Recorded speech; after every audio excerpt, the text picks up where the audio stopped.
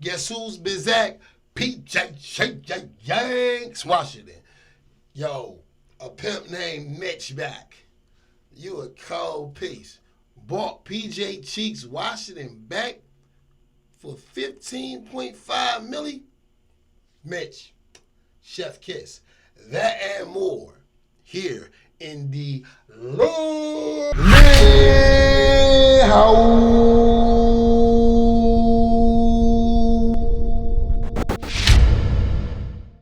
PJ Washington has just signed a deal to return to the Charlotte Hornets on 3 years, breaking it down about 15.5 milli a year, down from what he wanted, 20 mil a year. But before we discuss all that, wait, I think you might be tripping. You gotta share the video, like the video, subscribe to the channel, and you see that link down there at the bottom in the description, the lit cord. Between me and you might want to join that.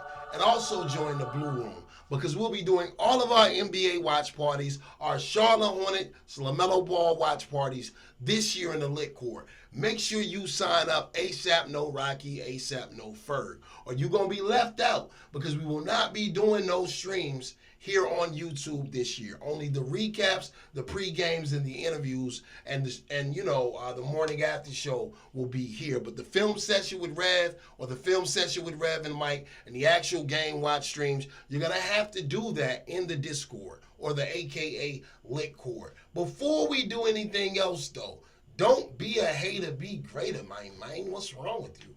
Hit that like button, share this video, like the video, subscribe to the channel, become a member of the channel, and if not, skedaddle. It only takes a second to hit the like button.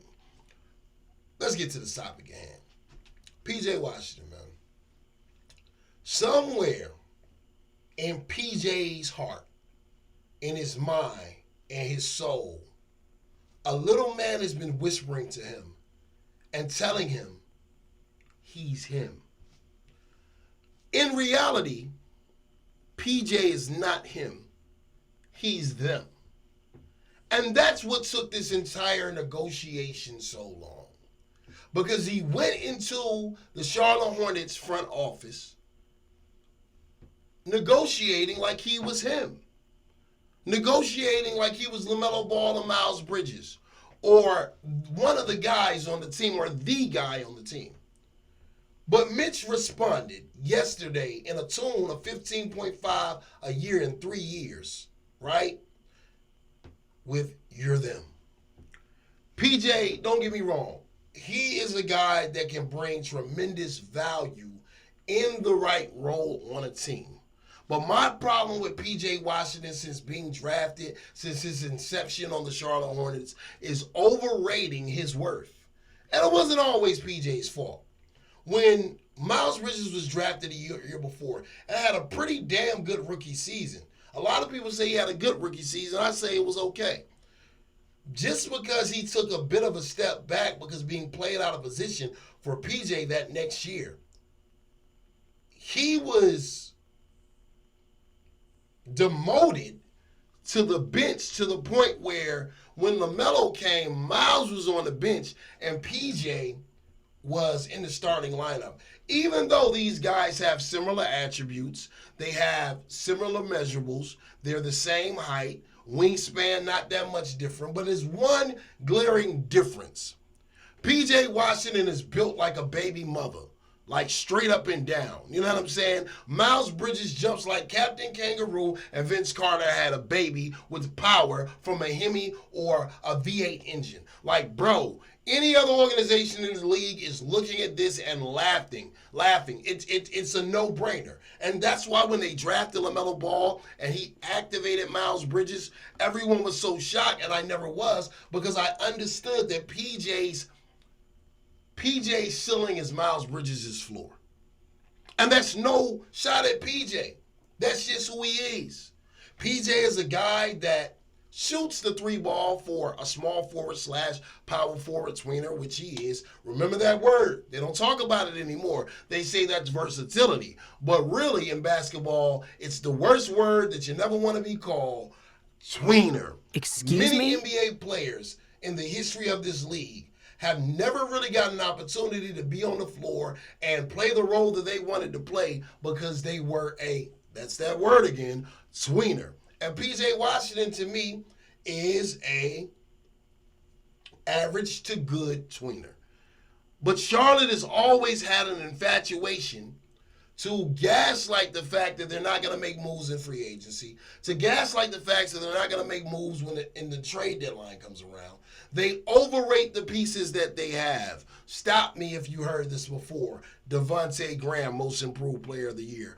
Cody Martin, Defensive Player of the Year. PJ Washington, the best power forward in the league. All of these things are gaslights to pull wool over the eyes of Charlotte Hornets fans that these players are not as good as were once projected when they drafted, or not as good as the pieces they can pick up in free agency. It's a low ball tactic that keeps the fans hoping that the gift that they have in the draft, or the gift that they picked up on the undrafted free agent market, is going to bloom into this star. But so often that never happens, and these teams end up wandering in the abyss and ending back in the lottery. And I'm not talking about Bow Wow. So it's a situation. That's what happened to PJ. PJ is really a product of Charlotte's system. And I'm not saying that in a negative way to PJ. I'm saying, once again, remember, there's always this little man in PJ's head that says he's him when the NBA looks at him as them. Who is them, you might ask? Who is him, you might ask? LeBron James, Kawhi Leonard, Steph Curry, LaMelo Ball, Giannis Antetokounmpo, Kevin Durant, Luka Doncic. That is a him-level player, right? Them would be someone like everyone else.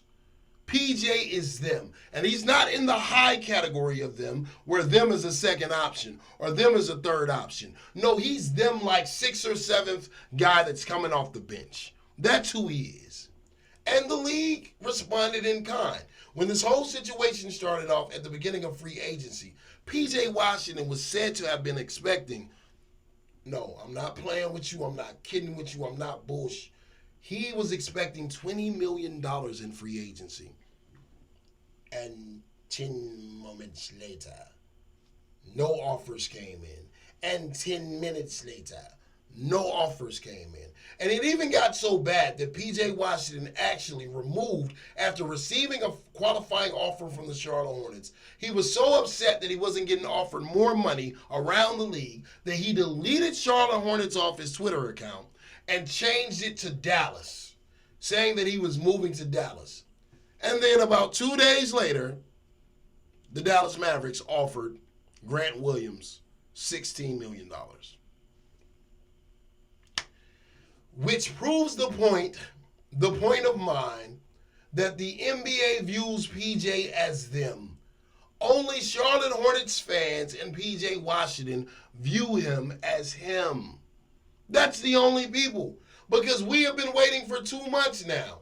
And before yesterday, we were about to have to put out a missing persons on PJ Washington and hope that he was all right, because no one around the league valued him at what he valued himself. So at the end of the day, he had to sign just above his qualifying offer at 15.5. The qualifying offer was coming in at 9 or 10 mil, only 5 million more, which is around what a lot of people say his value is. I would have signed him for a vet minimum if I could have got him for that. But it is what it is. I can't argue that his depth is needed, especially with a young team.